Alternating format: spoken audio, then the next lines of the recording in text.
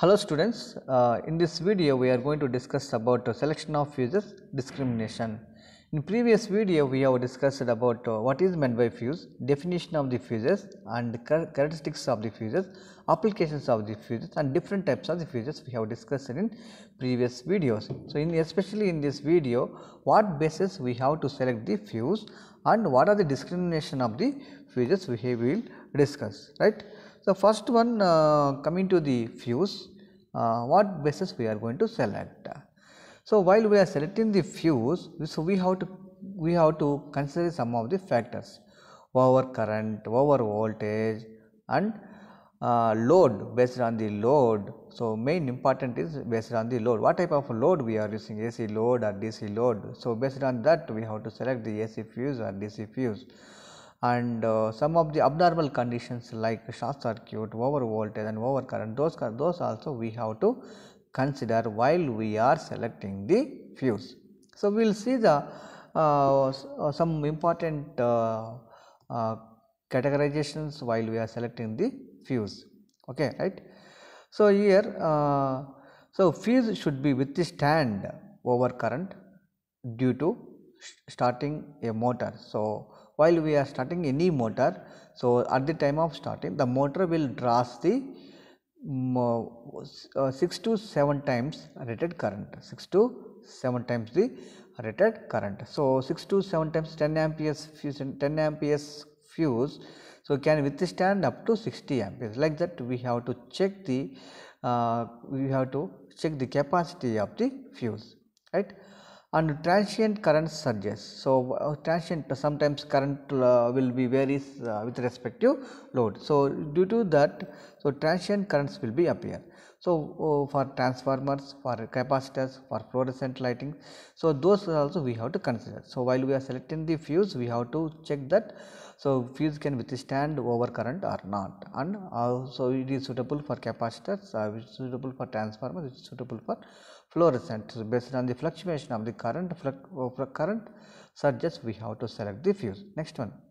So, if its operation must be ensured when sustained overload short circuit occurs.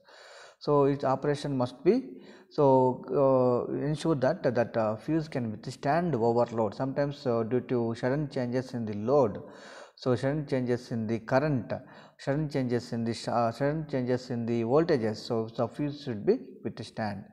Next one, the fuse provides proper discrimination with the other protective devices. So, while we are using fuse, so we have to use one more protective device, that is called backup protective device. So, in power system, so we will use some of the backup protective devices for fuses, circuit breakers. So, it is also having some discrimination between those protective devices. Next one. So, next one is it depends upon the load circuit. So, what type of load we are using, and so based on the load we have to select fuse, right. The purpose of production electric circuits are broadly classified as steady circuits and fluctuating load circuit. While we are selecting the fuse, we have to check what type of load, it is a DC load or AC load, again. So, it is a steady load or fluctuating load. So, load means our equipments, connecting our equipments to the supply mains, that is called load in electrical terminology.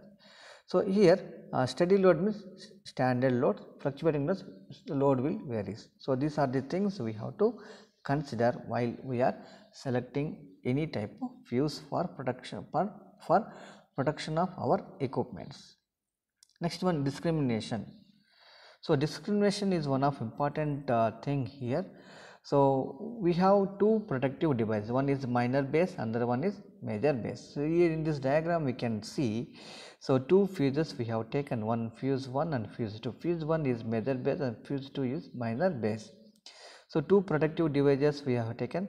So, some two protective devices, either it may be two fuses, either it may be one fuse and one circuit breaker. So one acts as a primary protective device, another acts as a secondary protective device, that is called, we can call it as a backup protective device. So these two protective devices, either it may be two fuses, either it may be one fuse or one circuit breaker. So we have some discrimination.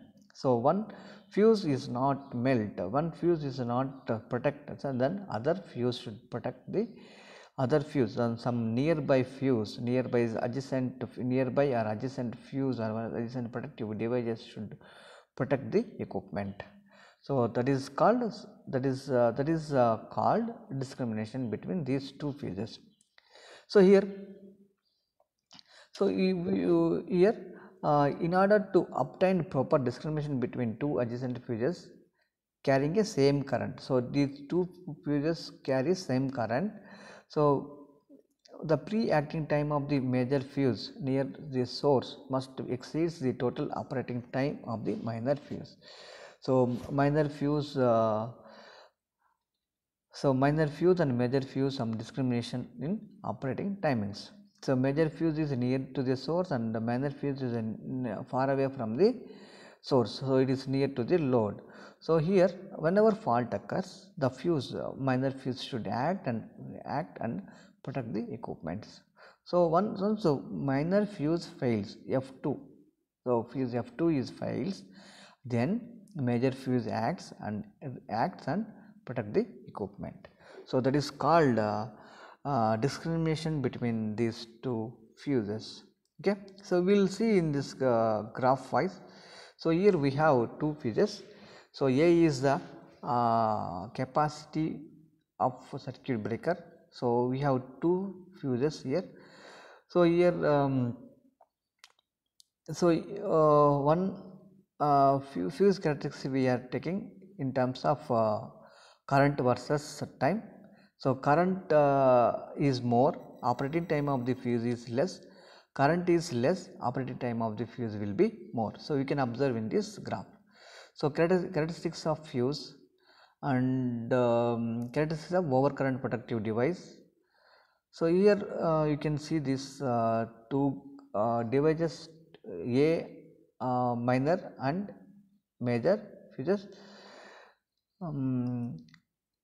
So A, what we are taking is A corresponds 6 times the full load current, 6 times the full load current, keeping in view that the protective devices do not operate during starting. So that is called operating characteristics of the two fuses. So coincidence between major and minor.